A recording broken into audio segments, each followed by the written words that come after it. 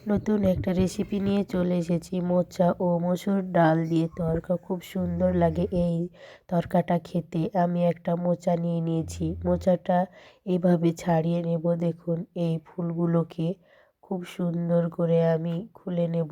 দেখুন এইভাবে সবগুলো খুলে নিয়েছি। আমার করা হয়ে গেছে।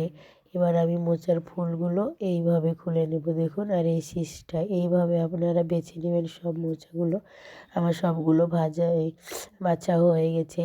এবার আমি একটা চাকুর সাহায্যে এইভাবে আমি কেটে নেব ঝুরু ঝুরু করে। যতটা ঝুরু পারবেন ততটাই ভালো হবে। আমি এর থেকে আর ঝুরু পারলাম না, সেই জন্য এইরকমভাবেই কেটে নিলাম।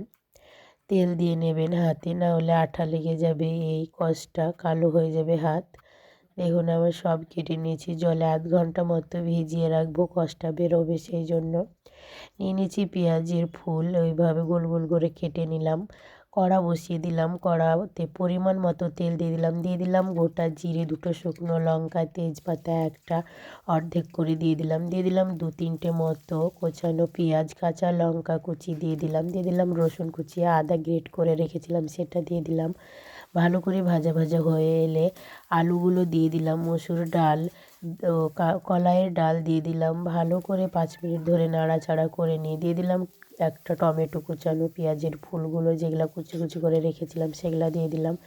খুব সুন্দর হয়ে ওগুলো কষানো হয়ে গেলে মোচাটাও দিয়ে দিলাম। মোচাটার সঙ্গে ভালো করে আবারও মিক্স করে নিয়ে লবণ, হলুদ, লঙ্কা গুঁড়ো, ধনে গুঁড়ো, জিরে গুঁড়ো সব একসঙ্গে দিয়ে আবারও 5 মিনিট ধরে এইভাবে নাড়াচাড়া করে কষিয়ে নিলাম। কষানো হয়ে গেলে পরিমাণ মতো জল দিয়ে ভালো করে নাড়াচাড়া করে নিয়ে আবারও একটু বেসন দিয়ে দিলাম। বেসনটা দেওয়ার পরে আমি ওটা ঢাকা দিয়ে দিলাম। এবার এদিকে আমি কড়া বসিয়ে দিলাম, আর একটা ডিমটা অমলেট করে নেব। ঝুরু ঝুরু করে একটু লবণ দিয়ে দিলাম। দেখুন খুব সুন্দর করে আমার হয়ে গেছে। এবার আমার এটাকে নামিয়ে নেব। দেখুন আবারও ঢাকা খুলে আমি দেখে নিচ্ছি যে আমার তরকাটা রেডি হয়ে গেছে। এর মধ্যে আমি ডিমের সে ঝুরু ঝুরু করে ভেজে রেখেছিলাম সেটা দিয়ে দিব। তরকার মধ্যে এরকম ডিমটা দিলে খুব সুন্দর লাগে খেতে। আমার হয়ে গেছে। এবার উপর থেকে আমি মিট মশলা দিয়ে দিলাম। মিট মশলা দিলে খুব সুন্দর হয়। হাতে দলা দিয়ে এইভাবে কারি পাতাটাও দিয়ে দিলাম। হয়ে গেছে আমার, দেখুন খুব সুন্দর করে। এবার আমি নামিয়ে নেব। পরিবেশনের জন্য একদম রেডি। এই তরকাটা গরম গরম ভাত বা রুটির সঙ্গে পরিবেশন করলে খেতে খুব সুন্দর, খুব টেস্টি। আপনারা একবার এইরকমভাবে খেয়ে দেখবেন রান্না করে। এই দেখুন ধোয়া ওঠা ভাত বা রুটির সাথে খেতে এতটাই সুন্দর লাগে, না খেলে তো বুঝতে পারবেন না। এইভাবে রান্না